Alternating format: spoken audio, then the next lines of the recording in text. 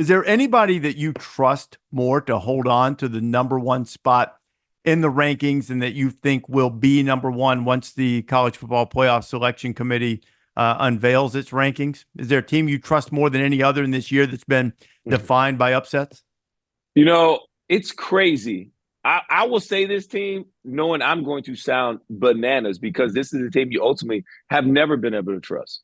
But a team that's sneaky for me that I'm like kind of liking is Penn State. Penn State is a team that traditionally always loses the big game, like always loses it. And all of a sudden I'm looking around, I'm like, I think this Penn State team feels a little different to me. I don't know why, but they feel differently. And the schedule is kind of setting up for them. They only got to play Ohio State. They don't have to play Michigan and Ohio State, which they probably rather play Michigan this year. Oh, and yeah. So, oh, yeah. So, for me, Penn State's a team that's perfectly set up because they can kind of lose to Ohio State, not have to play in the Big Ten championship, get that perfect right outside the top 4 seed, have a home game in the playoffs, first round, have to play a team that's probably the 4th best in the Power 5 or Power 4 conference winner. Man, you're 2 games in and you feel great.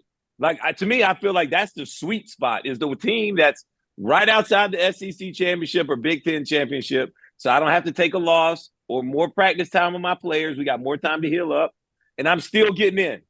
And I get a home game. It's a sweet spot. So for me, Penn State's the team that, and I know I sound crazy. I never trust Penn State. But for me this year, right now, Penn State is that team that I'm like, I'm just telling you, watch out. That's all I'm saying. So I want to be clear. This is your NFL coming out in you right now. So you're advocating for Penn State to dump the Ohio State game, not on purpose, obviously, but that they'd be better served. Go ahead and lose that game like you always do, and still wind up with a 5 or 6 seed. You don't play. You let Oregon and Ohio State play again in the Big Ten championship. Go ahead, go ahead, and you'll take that first round game. You don't get the bye, but you'll take that easier game. It's fine. We get a bye because we're not playing the championship game. It's an earlier bye. Yes, I am taking this is completely my NFL mentality. And the thing about it, Rece, is unlike the NFL, the low seed doesn't have to play the high seed. Once the bracket's set, you're set.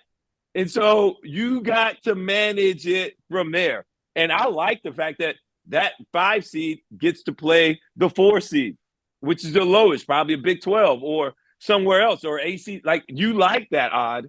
And so I'm just telling you, you're moving on along, and you never know what could happen in between that game. That's all I'm saying. You know what? If you look at the bracket right now, and we used on the show the AP rankings to project the bracket and tried to show people where you're ranked. If you're one of the highest ranked conference champions, you still go into the quarterfinals with a bye, which in this case would be Iowa State. And Iowa State's a really good team.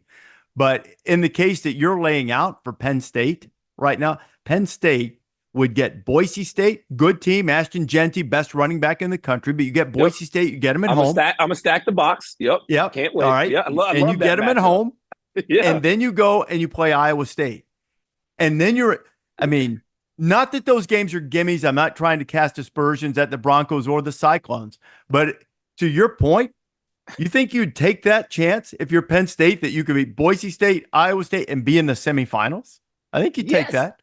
Rece, I've looked at it. This is exactly why I'm like, I'm telling you, on the outside, this is a perfect scenario for a team like Penn State to be like, just drop that game, move along, and just be right where you need to be at. Right, sweet spot.